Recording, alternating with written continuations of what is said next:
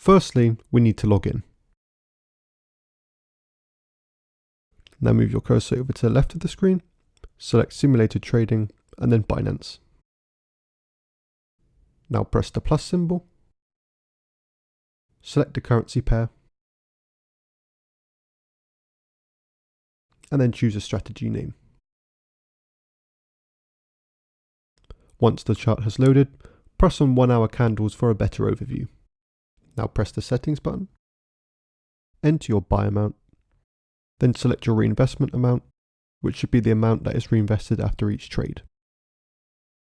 Now set your order policy to always trust, as this is a simulation.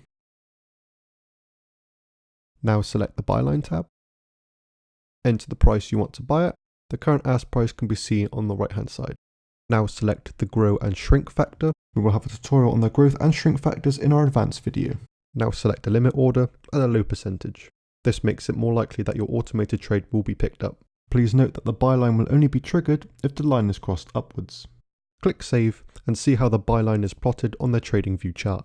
For more tutorials, updates and more, be sure to subscribe to the YouTube channel, as well as visit our Twitter and Medium.